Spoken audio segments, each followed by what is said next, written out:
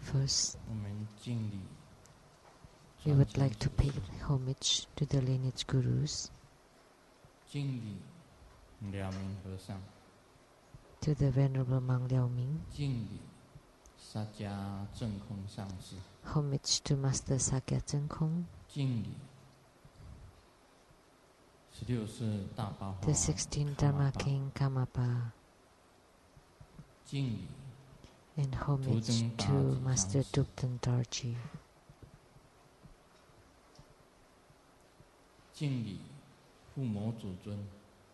Homage to the main deity of Homa,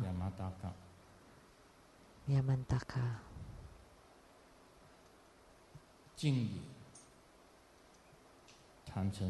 Homage to the 3 jewels of the altar.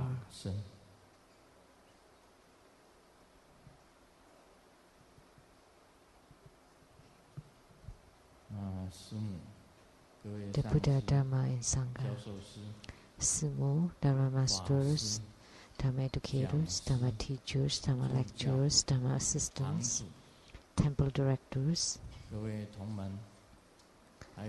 all disciples present here and over the webcast. Our guest of honors today,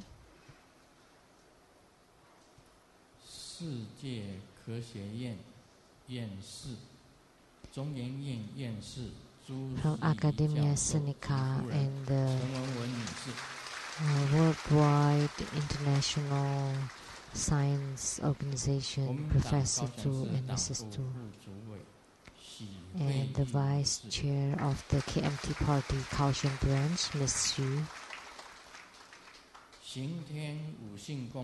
and from the Xingtian Wu Seng Temple, the Abbot Lian Wei, and the Temple Director, Mr. Chen,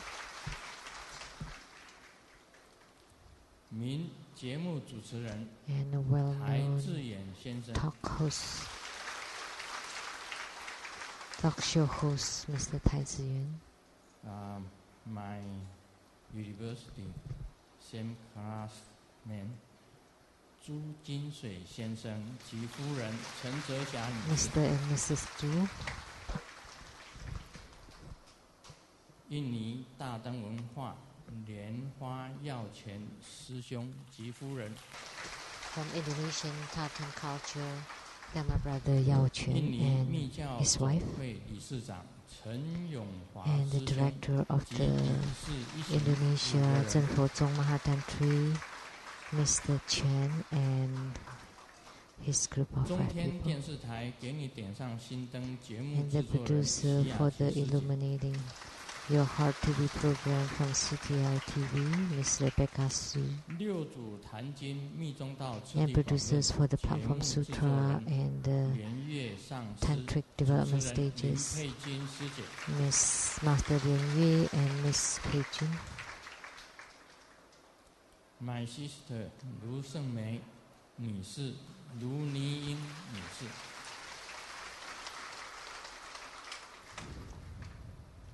中山医学大学 From the Zhongshan Medical University Hospital, 外科主任 the head of the Plastic Surgery Department, Professor Tsang,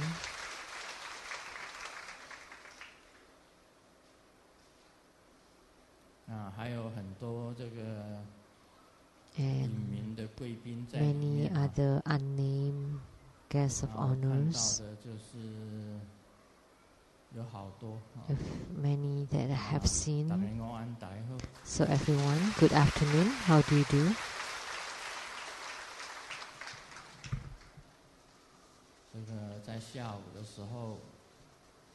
This afternoon,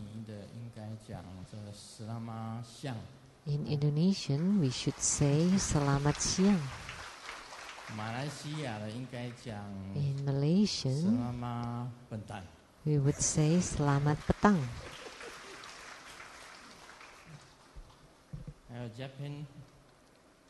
And in Japanese, it would be Domo Konnichiwa. United States, say good afternoon. Good afternoon.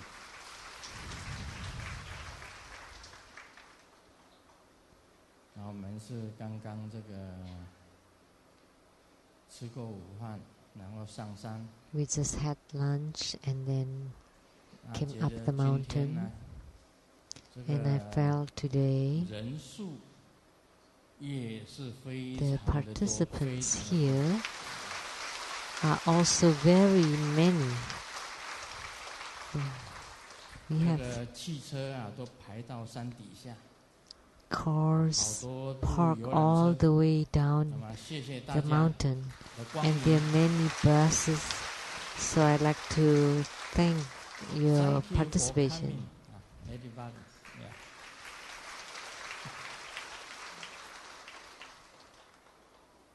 那么今天呢，我们做的是大威德金刚明王。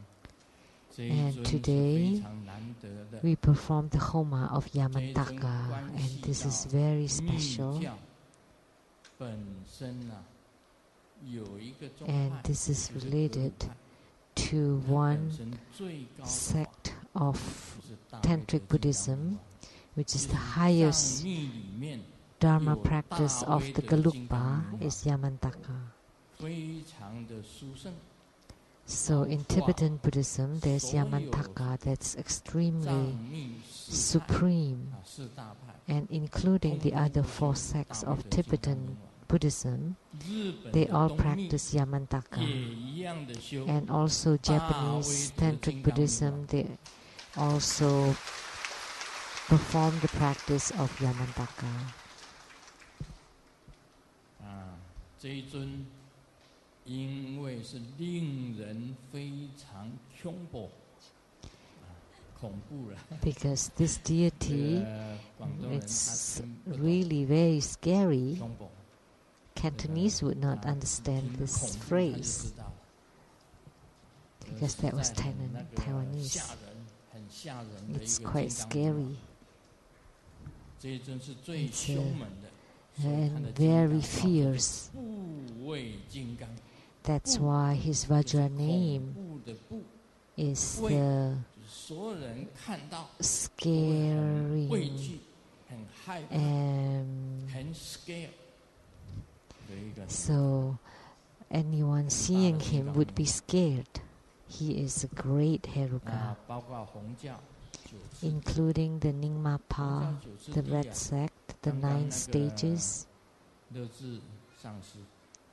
Like just now, Master Le Tzu said, he said, the great completion of the 9 stages of Nyingmapa came from Grandmaster.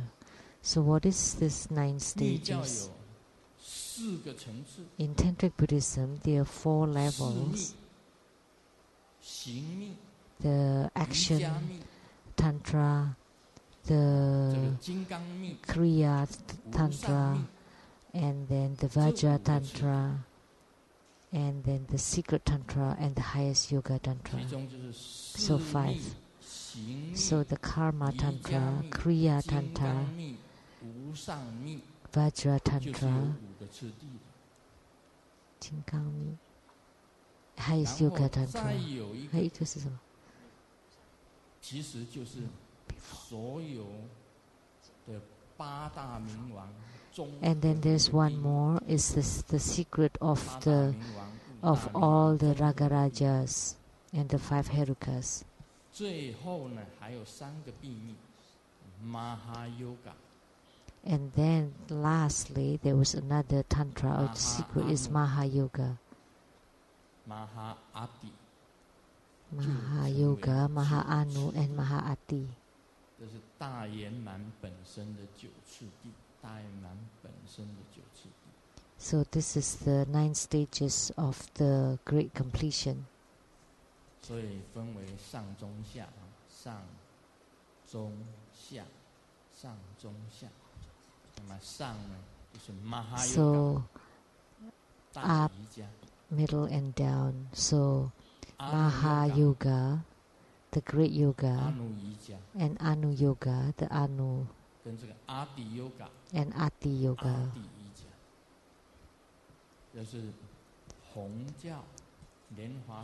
So these are the 9 stages of Padmasambhava of Nyingmapa.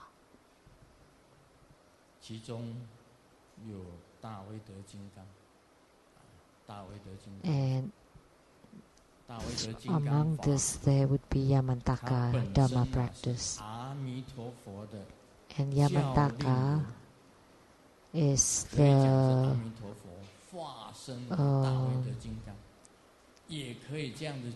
it's the transformation or emanation of Amitabha Buddha. Or you can also say that he is an emanation of Manjushri Bodhisattva, because the look of Yamantaka is the look of Yama King.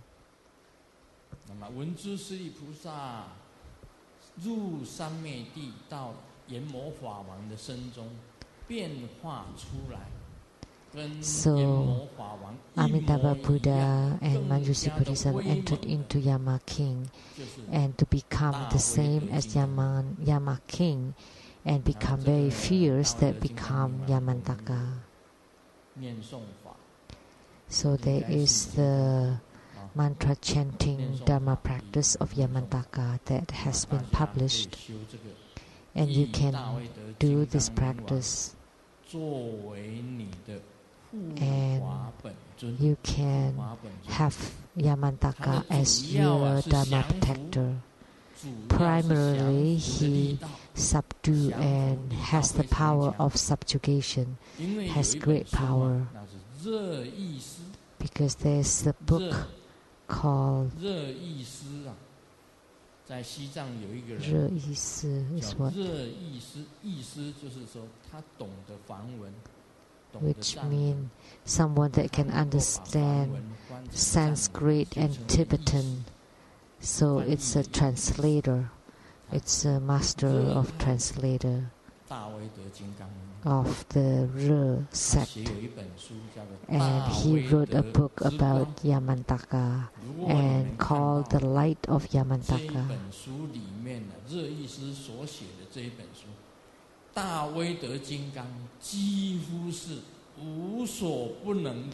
If you read this book, then you would know that Yamantaka is capable of everything.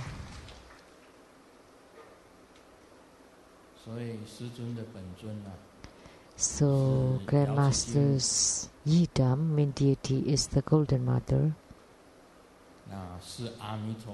and Amitabha Buddha, and Siddhigarbha Bodhisattva.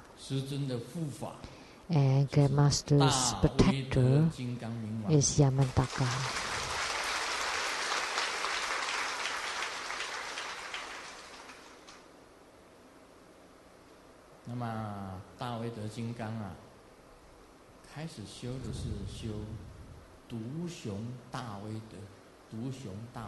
And in practicing Yamantaka, first you perform the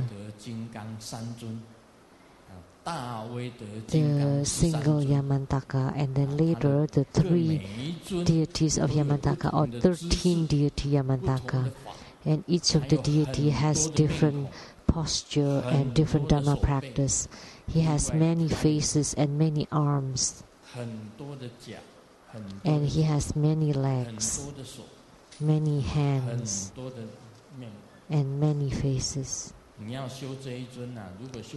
If you want to practice this deity for the single form, you just perform the practice of the 2 arms, 1 face, and 2 legs. It would be easier to visualize. And then later on, you start to visualize all the weapons held by each of his hands, and by the things of beings stepped on by his legs. So like Hevajra, he could subdue the 4 maras. And what are the 4 maras? Affliction, mara of affliction, mara of sickness,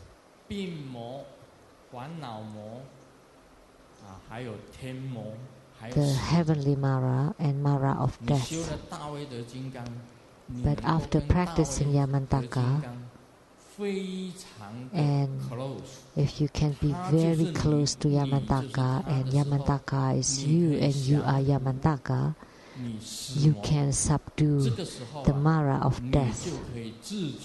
And at this time, you can be in control of your life and death. So Yamantaka is the same as the Buddha.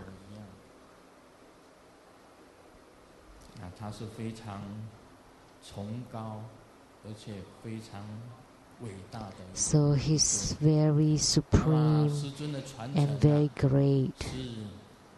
And Grandmaster's lineage for this is Tupten Nima, translated to Tupten Dali, and then transmitted to Tupten Tarji, and then transmitted to Tupten Jimo, and Tupten Jimo is me.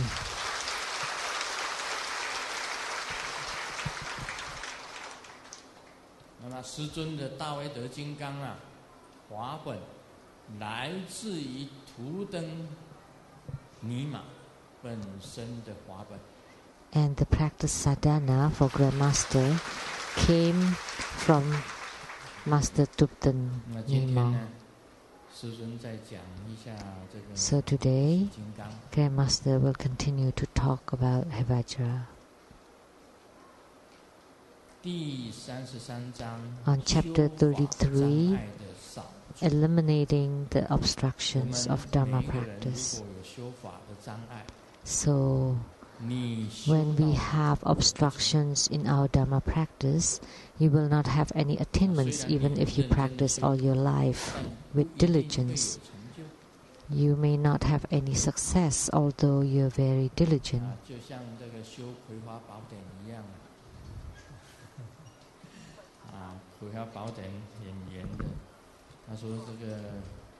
It's like practicing Kung Fu. How would you say? Changzi, do you know? Have you watched this?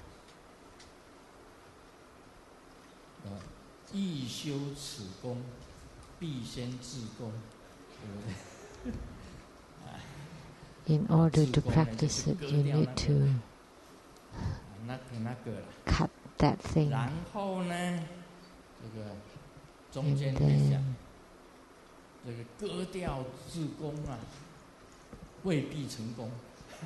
And then, even after you cut that off, you may not necessarily succeed.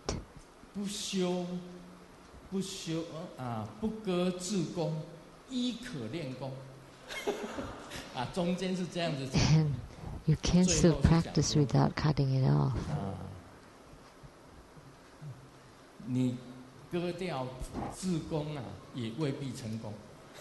And then lastly, even after cutting it off, you may not necessarily succeed. So it's the same in our Dharma practice.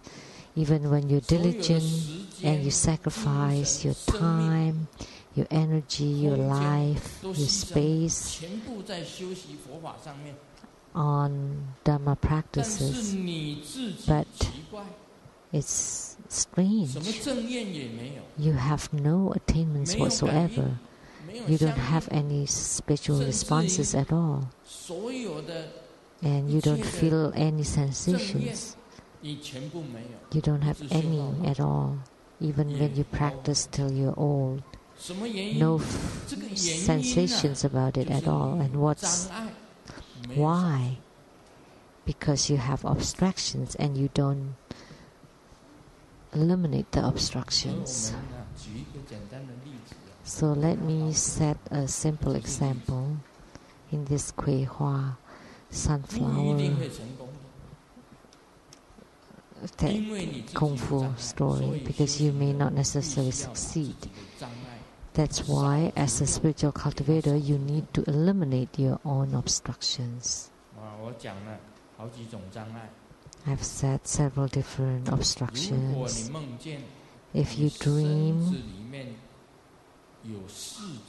of your bodies having lice, fleas, bugs, and your body is being attached by the bugs, and your clothes are tying up yourself, and you're being chased by a friend, that means you're being involved with a friend who has breached the precepts. In Tantric Buddhism, there is a rule. If someone has breached the Tantric precepts and yet you are close with this person, or maybe you live in his house and you're like brothers to him, you know, I am telling you, you would become kimchi. And kimchi is the pickled vegetables. Kimchi, pickled vegetables of the Koreans. You put in all the veggies into the same pot, and you put all the spices, vegetables, and soak them, and then whatever you take out from that would taste the same. So if you are often together with a friend like that, gradually, like you would become red if you get close to the seal ink, and you would become black if you get close to the ink. And gradually you will have no interest in spiritual cultivation, or even worse, you would walk the wrong path. This is very poisonous. So evil friends, deviant friends, friends who has breached the precepts, very evil-minded friends, very mean friends, unkind friends, friends with the bad hearts, they are not disciples of the Buddha. The Buddha once said, if you still talk about this person or that person, spreading rumors, then you're not disciples of the Buddha. So the karma created by the mouth or by speech is very severe. You're not disciples of the Buddha. The highest philosophy of the Buddha is that you and others are one, that you are the others and others are you, and we are one body.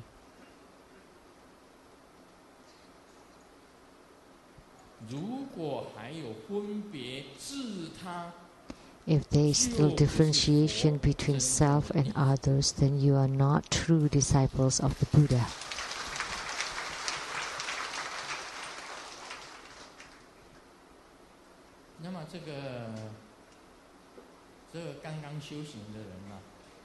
And those who are new to spiritual cultivation, you need to be separated from your friends, and only a true guru that has supreme enlightenment can be close to evil people, because they could liberate and help them, salvage them. So that's why Grandmaster does not forsake any single being. So what is the most poisonous in this world? The ancestor of the Lu family is Jiang Taigong. His family name is Jiang. So Jiang Ziya said,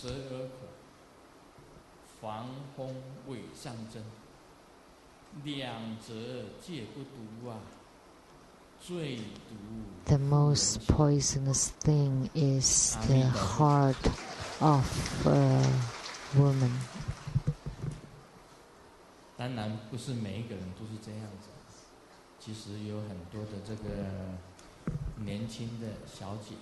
So, of course, there are a lot of young ladies, middle-aged women, and old women that have kind hearts too.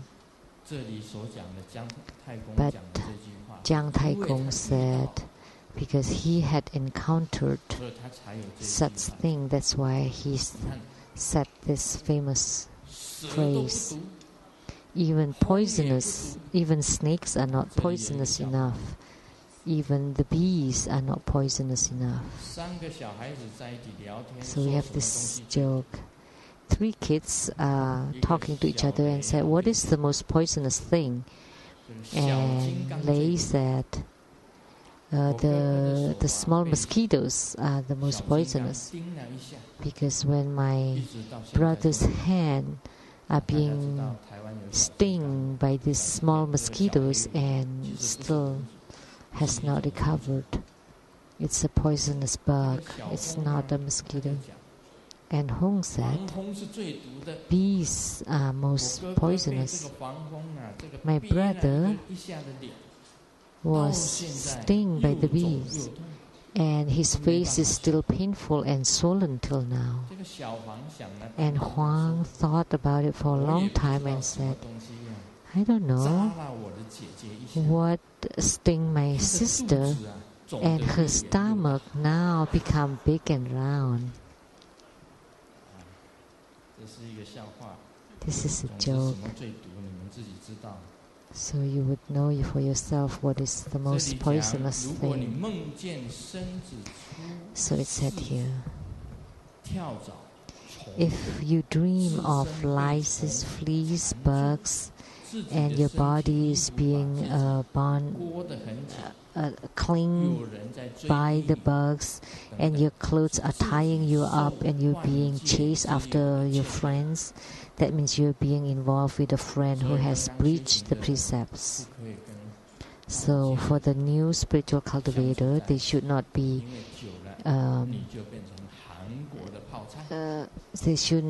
friend people who have breached the precepts or who have break the precepts, because then they would be like the kimchi. The same vegetables that got into the pot have the same taste. If one dreams of eating as ash, so the leftover burnt thing, or bugs, eating bugs, eating poo, drinking pee, eating flies, this is the obstructions in the food and drink. You drink, you eat something unclean. In Cantonese, you drink the urine and you eat the poo. Drink the pee and eat the poo. That's in Cantonese. Master Tsang in the past told for Qing and for Qi and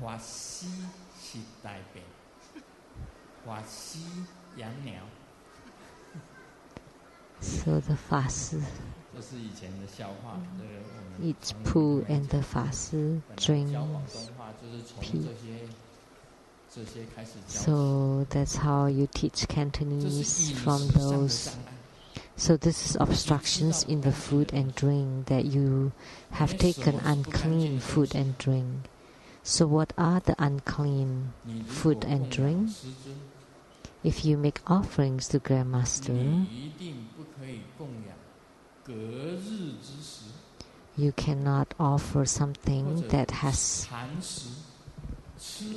from overnight, or you cannot make offering leftover food to the Grandmaster or the Masters or the Buddhas, Bodhisattvas, Herukas, Dharma protectors, Dakinis and divinities.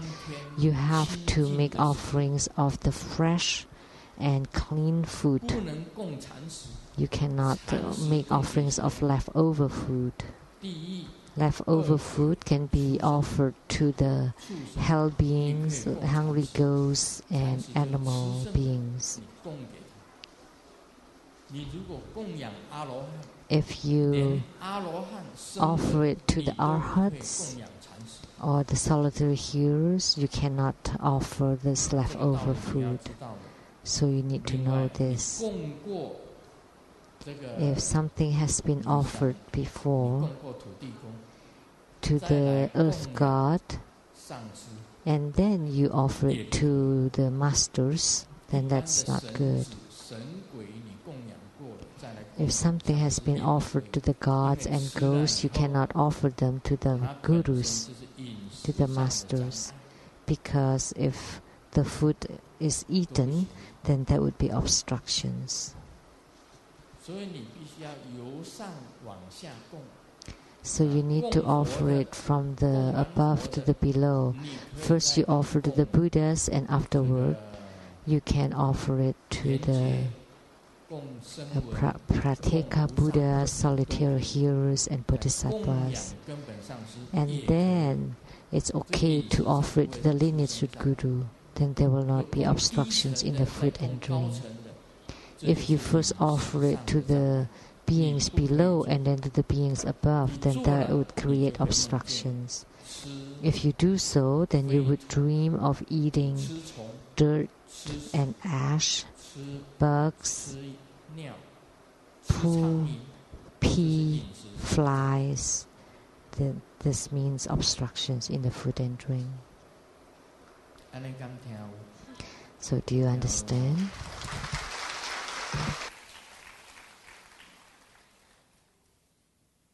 这个老师带小朋友啊去烤肉。 The teacher brought the students for barbecue, and the students asked the teacher. So the day after, we're going to go barbecue, and then let's find a place for it. And then Xiaoming said, let's go to the zoo because we have all kinds of meats there. So that's a joke. Of course, we cannot go to the zoo. In Tantric Buddhism, we don't prohibit people from eating meat or vegetables, because all the same we need to do bardo deliverance. Some people say, in Tantric Buddhism, how come people eat meat? Like all the monks and the masters or the cultivators, Tantric cultivators, they eat meat. Oh, how come? Because by eating meat you kill. But there is this concept that the Tantric cultivator, prior to eating, they need to first do the bardo deliverance before making the offering. And by bardo delivering, they need to transform whatever you eat. Because Mahayana Buddhist practitioners, they don't touch the meats, they are vegetarians. But Tantric practitioners are okay to eat meat, because prior to eating, they have to do the bardo deliverance. And to bardo deliver the soul of the food you eat, the mantra.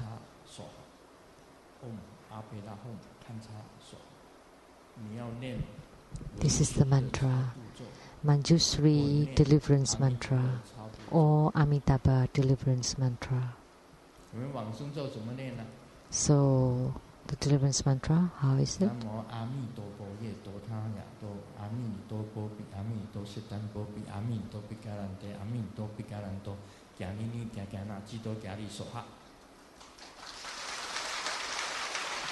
That's Amitabha deliverance mantra.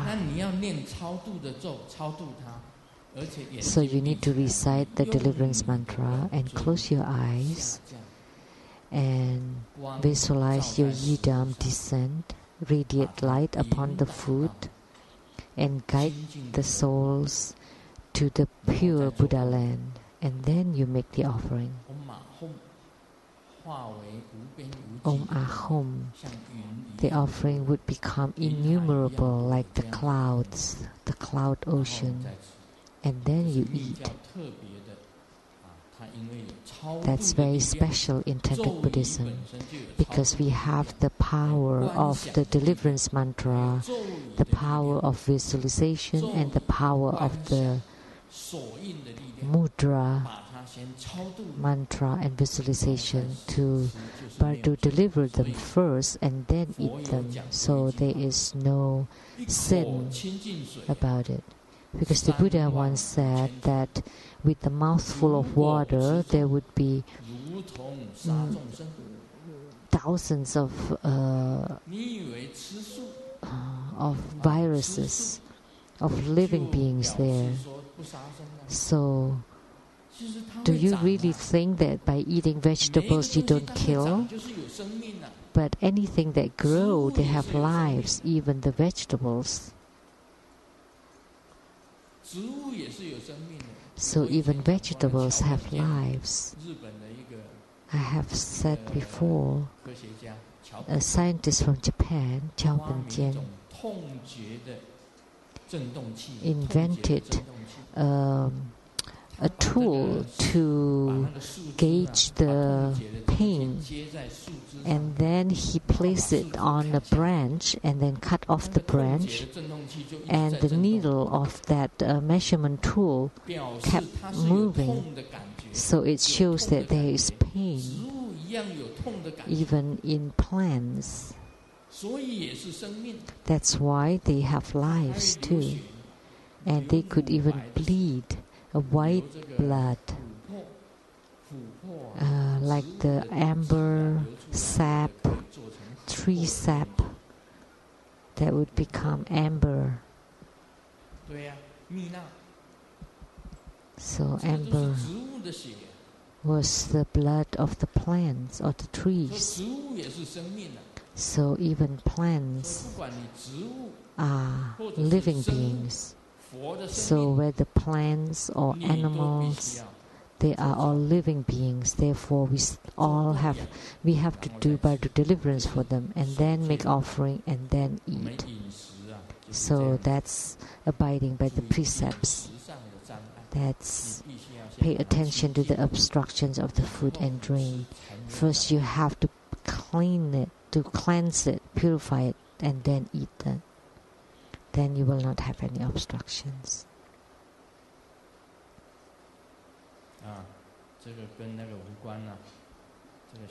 This joke is unrelated to food. The woman said, I heard there was a young lady that was almost killed herself because of you. And then he answered, oh, because he didn't want to marry me. This joke is not very funny. If I say it's not funny, then everyone laughs. And if one dreams of your house like a garbage dump, that the house is smelly and dirty, and it's filled with dirty stuff, and if you dream that your own body is unclean, and the unclean things are attaching to you, that's because your altar or yourself is unclean. And practicing this way is difficult to gain spiritual response. There are many disciples who, after receiving the blessings on the heads, had this dream. And this dream, many people have this dream, that women are brushing their hair and there are a lot of bugs coming out from them. That means you are purifying your karma. That after receiving the blessings on the heads, you brush your hair and you brush off lots of bugs. And for men, they see that there are a lot of bugs coming out from their skin pores. So that's purifying your karma. That means your body is unclean. If your body is unclean, you have heavy karma. How could you gain spiritual response in your Dharma practice? Of course not. You know, your heart should be like an open lotus blossom. In Tantric Buddhism, Tsa Hom Pan Ho. Tsa, the main deity appears. Tsa.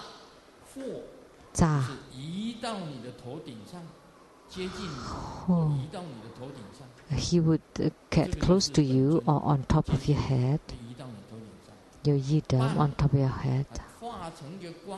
Pa. Then he would become a drop of light and enters into your heart, and your heart opens like a lotus blossom, and he would sit on top of your lotus, and you would merge with the deity.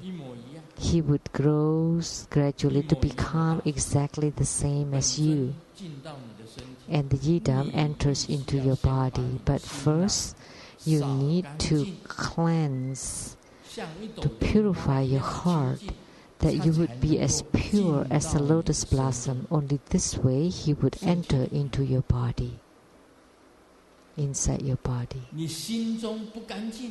If your heart is not clean and your mind is unclean, you have all different improper thoughts, then how could the deities get into your heart? You would not gain any spiritual responses.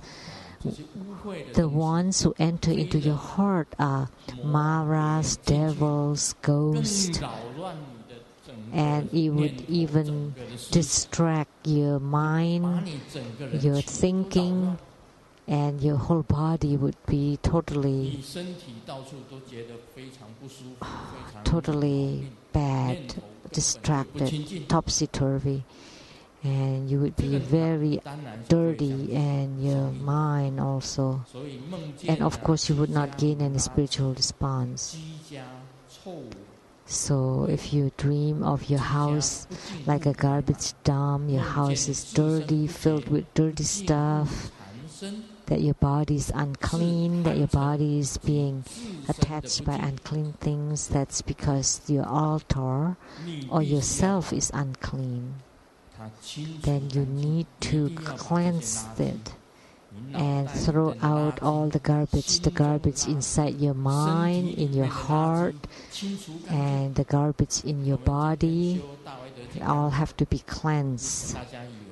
So today we practice Yamantaka. You think that Yamantaka subjugate or subdue external things to accomplish these actions, spiritual actions.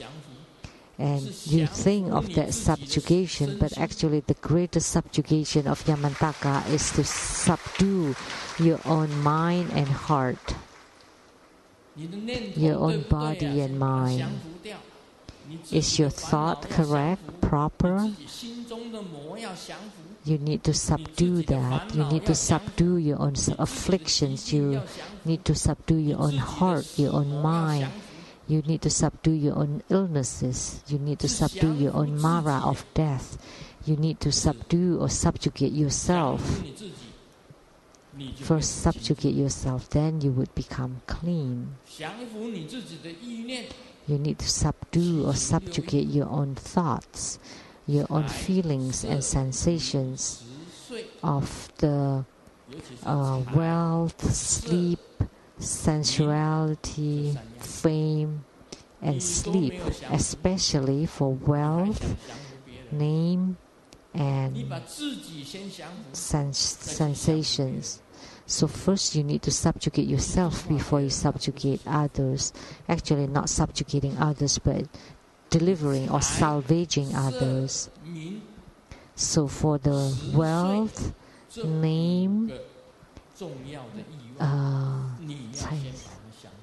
and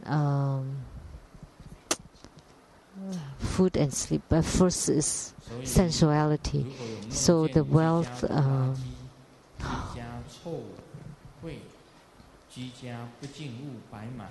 梦见自身不洁，不净物缠身，是坛城及自身。 So if one dreams of one's house like a garbage dump, the house is dirty, filled with dirty stuff, one's body unclean. And if your body is being attached by unclean things, that's because the altar and yourself is unclean. 这个是没有相关的。不过这也是要降服的。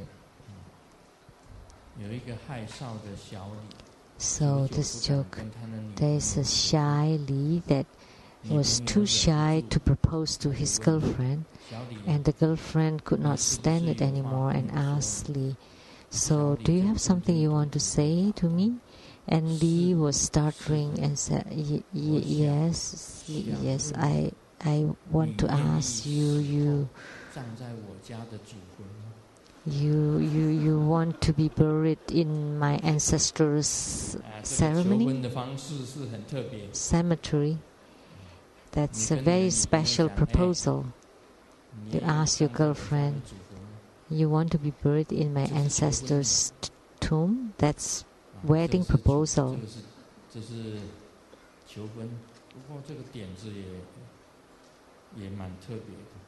But this is very special. In Tantric Buddhism, to subjugate, you need to subjugate the Mara of death. Like Yamantaka was also called the subdued Yama king, the god of death. You need to subdue the death so that you have self-mastery. When you are about to die, you have control over yourself, over life and death.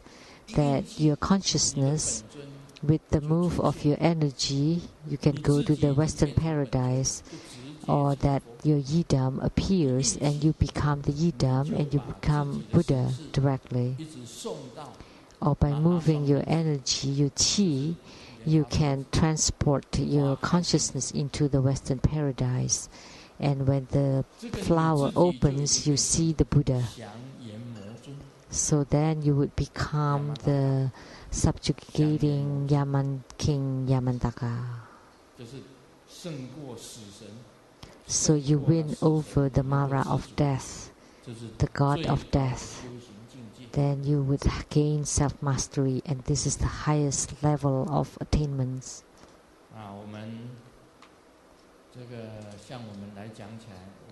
So for us, spiritual cultivators, we only speak true words, like what the Buddha said.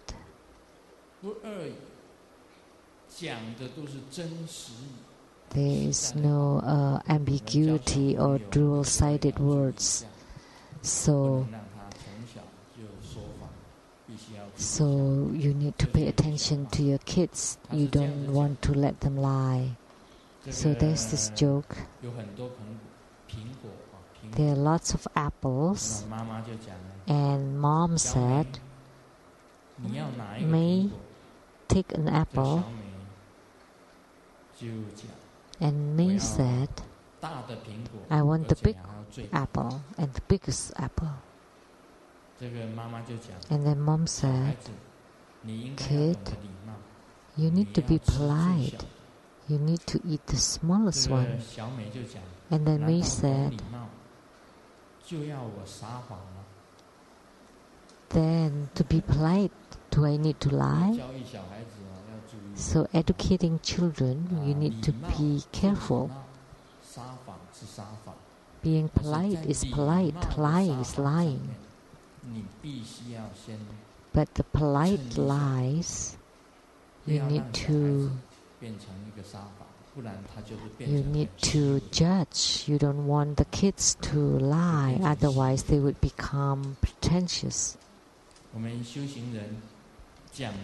For spiritual cultivators, we need to speak true words. All I said is true words.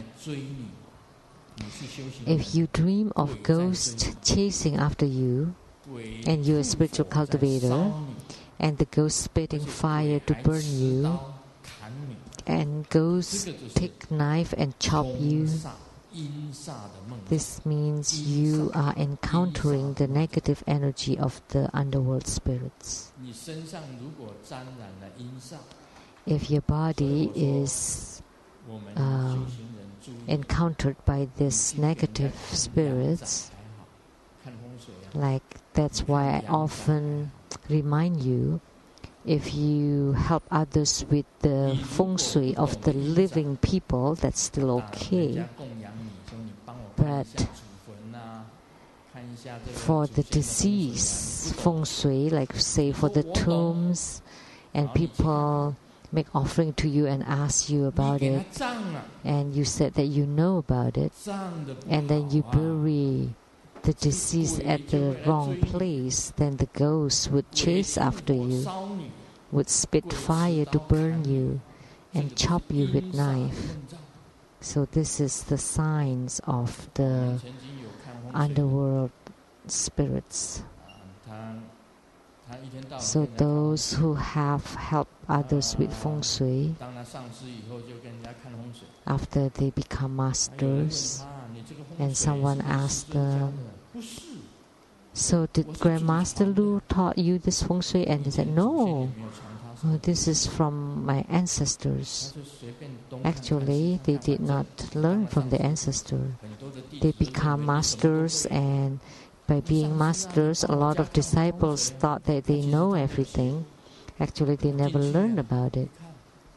And they still go in and, okay, let me help you. And they just blew a breath and they said, it's been changed. And that's the house for the living person. And then for the tombs, well, this needs to change direction, but that would spend a lot of money. But I'll help you. And I just blew a breath and it's changed. But there's no such thing in feng shui. So they help people, the living and the dead, with feng shui, even those who are just being buried. If you do it right, by coincidence, it may be okay. But if you do it wrong, then the ghosts would be displeased and they would find you. So this clinging of the negative spirits would not let you go until you die. So you may pass by checking feng shui for the living beings because you don't know it, but the people also don't know it. That's still okay, still acceptable. But for the dead people, it would be troublesome. Like one time, Grandmaster checked the feng shui of the dead and placed the tablet and dropped the coffin, and the direction is right. There's the hill behind and the water in front, and then in two sides there's this rest. That's a good feng shui. And then bury it. Oh no.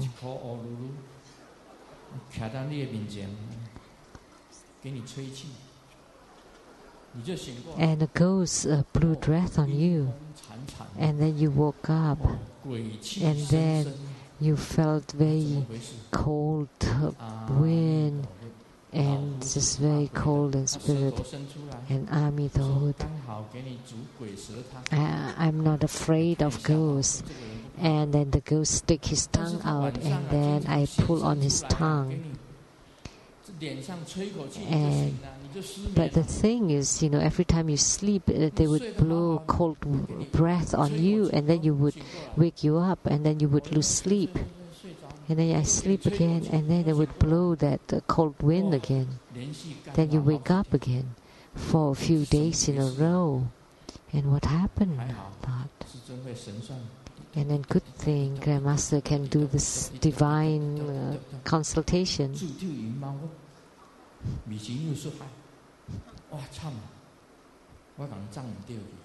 Oh, the burial was wrong. And then I extend my apology to the family and then bury it again at the same place and open the ground and lift up the coffin, and it was upside down. It's the other way around.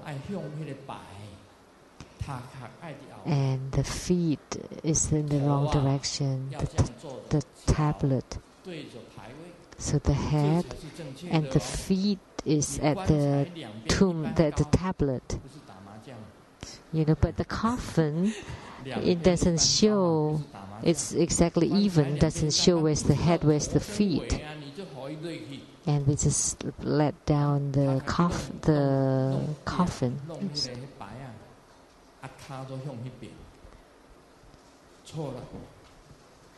So they place it wrong. So the head should be over there, and near the tablet should be the feet. So when you did it wrong, you didn't check on the coffin, inside the coffin, and then let down the coffin.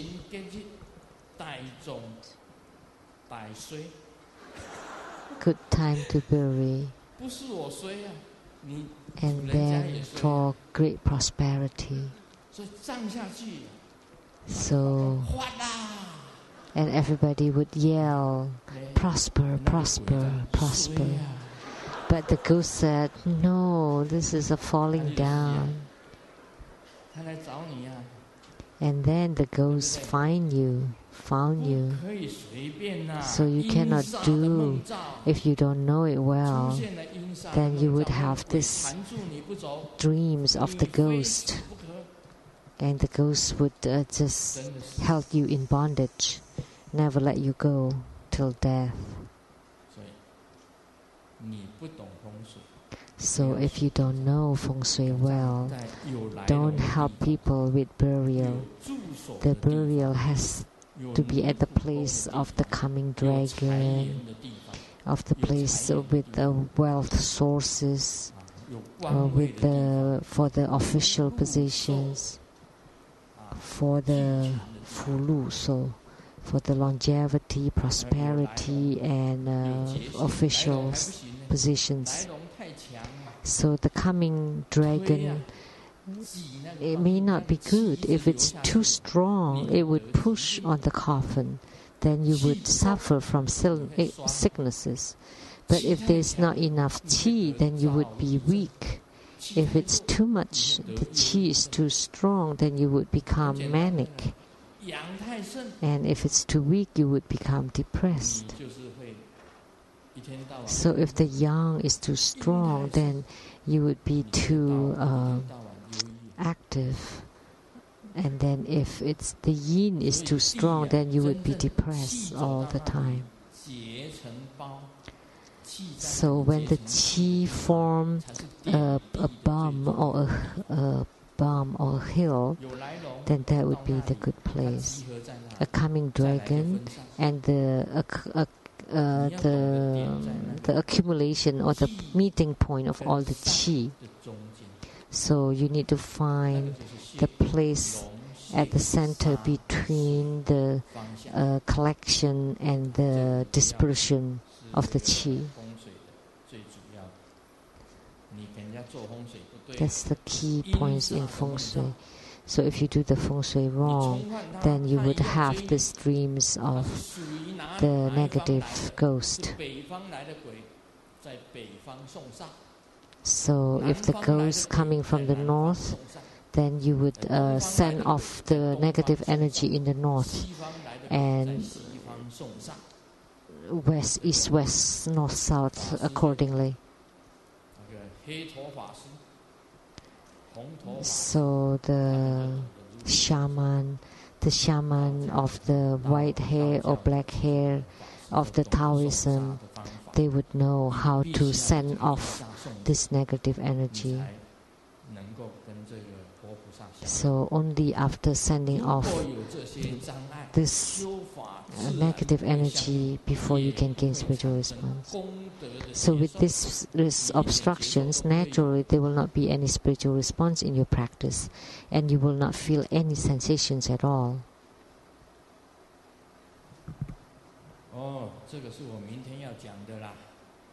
This is something that I want to tell tomorrow. Tomorrow we would be at Daping in Wufeng. They asked me, Grandmaster,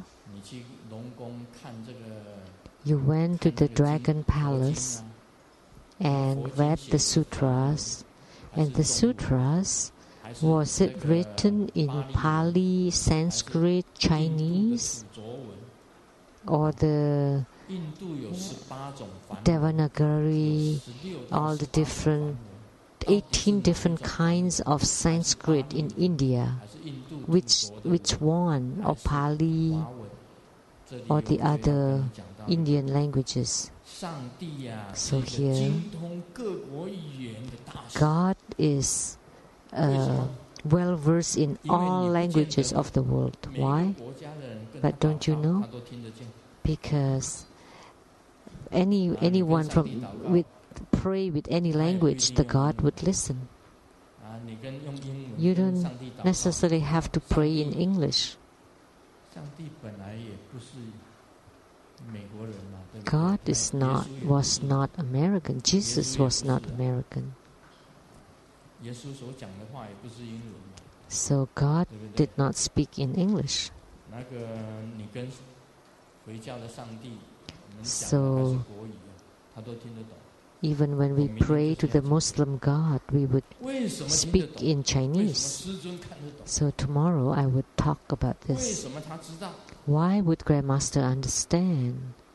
Why would God knows?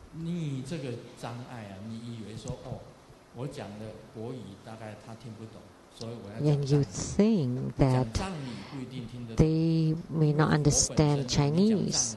I have to speak Tibetan. But Buddha is not Tibetan. You don't even know which country Buddha come. So in the Himalayas, that there are also tribes of India. There is Pali language, the ancient 16 different kinds of ancient Sanskrit and 17 different kinds of modern Sanskrit.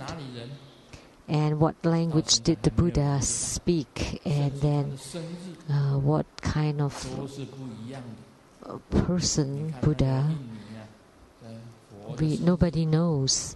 And nobody knows when the Buddha's birthday is. Like in Indonesia, the Buddha's birthday is on the 15th of the 4th month. And in Taiwan, it's the 8th of the 4th month. Actually, the Buddha was born at the full moon in the summertime. I know that. I'm telling you, Grandmaster was born also on the full moon in the summertime.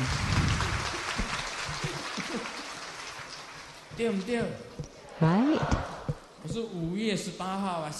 The 18th of the 5th month. The summer, the 5th month, on the 18th, that's the moon is still round. The 15th not necessarily round, but the 17th, 18th, the moon is full, is round.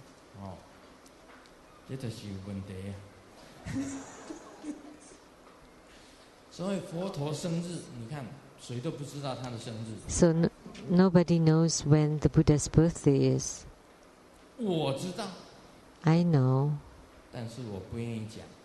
but I will not tell, because if I say it, people would do it again. So there's no need to say it. but people don't agree on when the Buddha's birthday is. So, if you don't even know the Buddha's birthday, how would you know where the Buddha came from? But let me tell you another true story. The Buddhist sutras have no authors. They are only translators. So who wrote the Buddhist sutras? Nobody knows. Nobody knows. Who are the authors of the Buddhist sutras? Nobody knows. So, thus have I heard that spoken by Ananda. Ananda heard it and collected by Ananda and by the monk Datian and compiled. So the one compiled by the monk Fasi and by Ananda are not necessarily the same. So the Buddhist sutras have no authors, and the Tantric sutras have authors. All of the Tantric sutras have authors. Do you believe that? Yeah. So the Tantric sutras were written by this, by that lineage guru, by that guru. But the Buddhist sutras have no authors. So this is also a kind of obstructions. So a lot of people always have the opinion that this sutra is authentic and that sutra is fake, that nobody knows. That you don't even know where he came from. You just knew that he was in India, but you did not know where he came from. If Sakyamuni Buddha was born in China, then would you know? Was he Cantonese? Was he Manchurian? A Northeasterner, Pekingese? Or the Miao from the Miao tribe? Or the Tibetan? Han, Man, Hui. This is all the different tribes of China. And many tribes. Just in Fujian province, there's so many different tribes. And India is about as big as China, with about the same population. How would you know? You don't even know what kind of what person he is. And whatever he spoke was compiled by others. How would you believe in that? That's also a kind of obstruction. So if you have this kind of obstructions, you will not have spiritual response in your practice, and you will also have no sensations. So if you do it wrong, then that would be... Yeah. So there are a lot of things Grandmaster does not want to say, because once said, then people would have all kinds of disagreements. Just let me share a joke. A man said to the woman, "What do you want me to do? Don't get hysterical.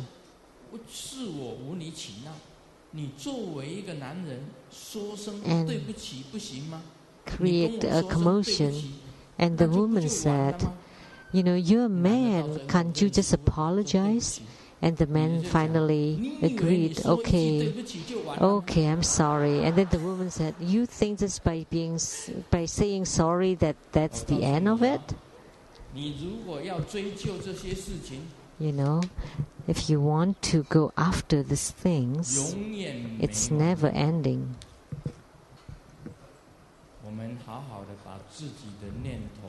It's best that we just subdue our own thoughts, our mind, our heart, our body, and once they are clean, you let the Buddha enter into you to grow in you, to let your yidam enter into you, that let your own self-Buddha appear. This is most important. Om Mani Padme Hum.